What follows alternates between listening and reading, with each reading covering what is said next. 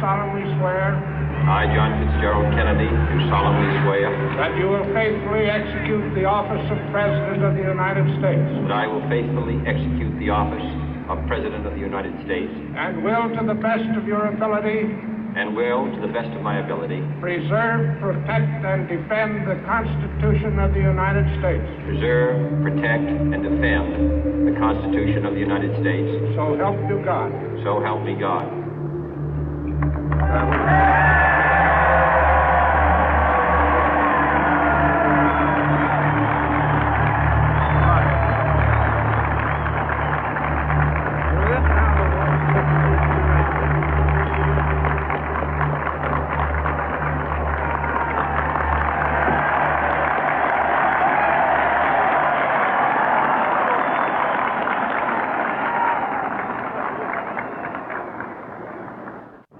Vice President Johnson, Mr. Speaker, Mr. Chief Justice, President Eisenhower, Vice President Nixon, President Truman, Reverend clergy, fellow citizens.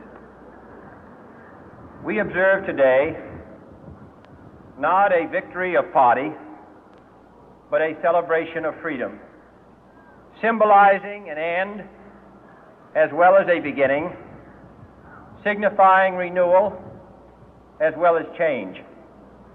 For I have sworn before you and Almighty God the same solemn oath our forebears prescribed nearly a century and 3/4 ago. The world is very different now, for man holds in his mortal hands the power to abolish all forms of human poverty and all forms of human life. And yet the same revolutionary beliefs for which our forebears fought are still at issue around the globe. The belief that the rights of man come not from the generosity of the state, but from the hand of God. We dare not forget today that we are the heirs of that first revolution. Let the word go forth from this time and place to friend and foe alike that the torch has been passed to a new generation of Americans born in this century, tempered by war, disciplined by a hard and bitter peace, proud of our ancient heritage, and unwilling to witness or permit the slow undoing of those human rights to which this nation has always been committed and to which we are committed today at home and around the world.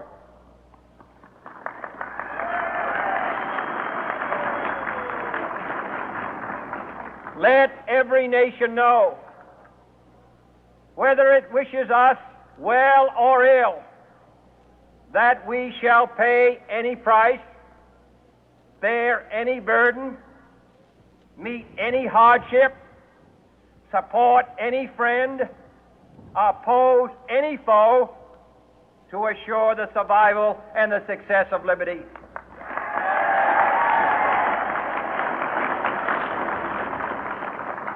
This much we pledge and more.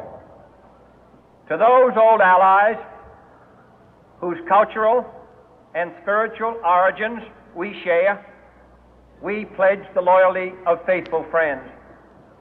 United, there is little we cannot do in a host of cooperative ventures. Divided, there is little we can do, for we dare not meet a powerful challenge at odds and split asunder. To those new states whom we welcome to the ranks of the free, we pledge our word that one form of colonial control shall not have passed away merely to be replaced by a far more iron tyranny. We shall not always expect to find them supporting our view, but we shall always hope to find them strongly supporting their own freedom. and to remember that in the past, those who foolishly sought power by riding the back of the tiger ended up inside.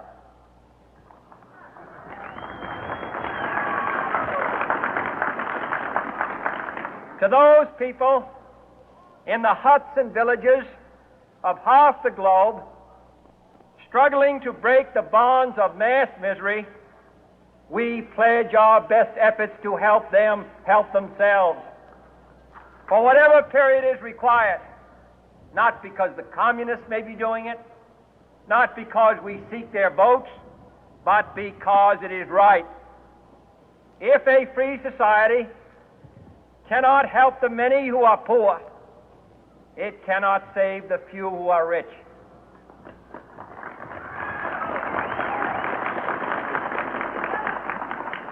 To our sister republics south of our border, we offer a special pledge to convert our good words into good deeds, in a new alliance for progress, to assist free men and free governments in casting off the chains of poverty. But this peaceful revolution of hope cannot become the prey of hostile powers. Let all our neighbors know that we shall join with them to oppose aggression or subversion anywhere in the Americas. And let every other power know that this hemisphere intends to remain the master of its own house.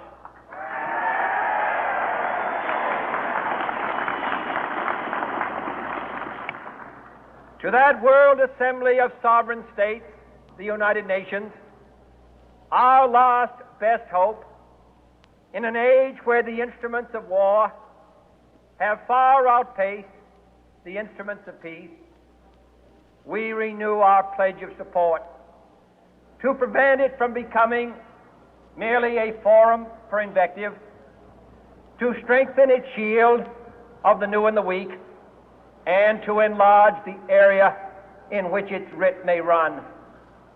Finally, to those nations who would make themselves our adversary, we offer not a pledge, but a request that both sides begin anew the quest for peace. Before the dark powers of destruction, unleashed by science, engulf all humanity in planned or accidental self-destruction, we dare not tempt them with weakness, for only when our arms are sufficient beyond doubt can we be certain beyond doubt that they will never be employed. But neither can two great and powerful groups of nations take comfort from our present course, both sides overburdened by the cost of modern weapons, both rightly alarmed by the steady spread of the deadly atom, yet both racing to alter that uncertain balance of terror that stays the hand of mankind's final war. So let us begin anew, remembering on both sides that civility is not a sign of weakness, and sincerity is always subject to proof. Let us never negotiate out of fear, but let us never fear to negotiate.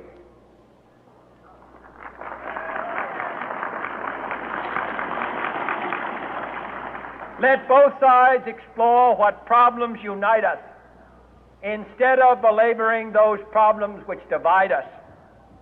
Let both sides, for the first time, formulate serious and precise proposals for the inspection and control of arms, and bring the absolute power to destroy other nations under the absolute control of all nations.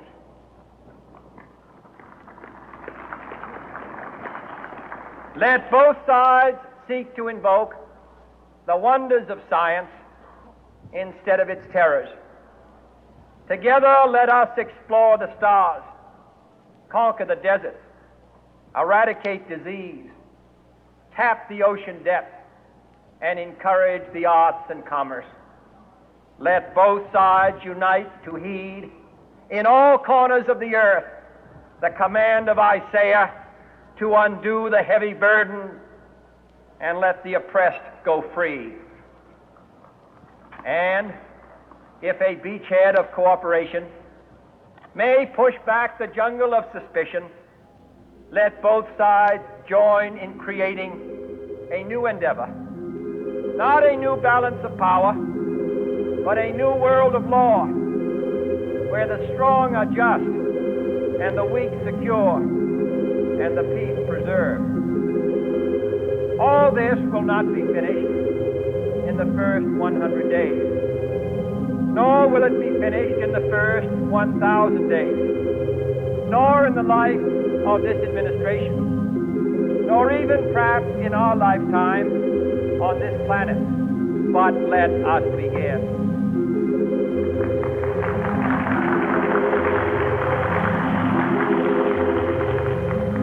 In your hands, my fellow citizens, more than mine, will rest the final success or failure of our course. Since this country was founded, each generation of Americans has been summoned to give testimony to its national loyalty.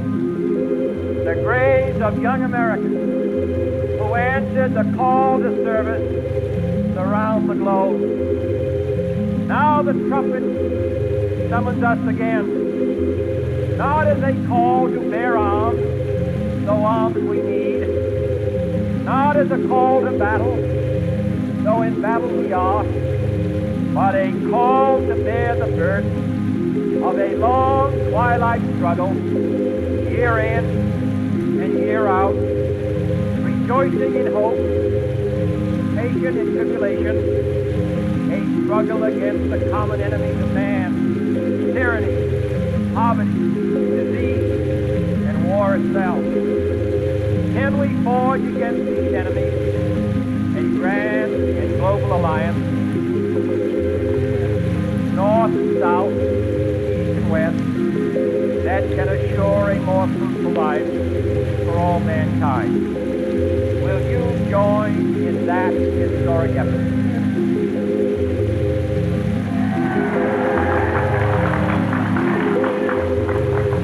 In the long history of the world, only a few generations have been granted the role of defending freedom in its hour of maximum danger. I do not shrink from this responsibility. I welcome it.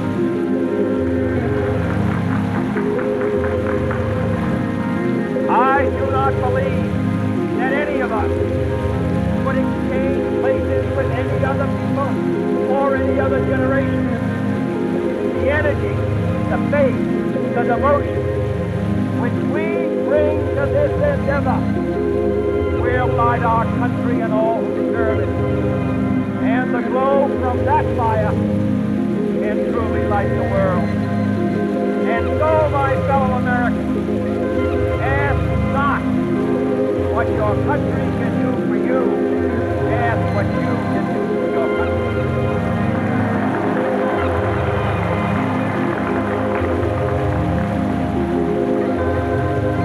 My fellow citizens of the world, ask not what America will do for you, but what together we can do for the freedom of man.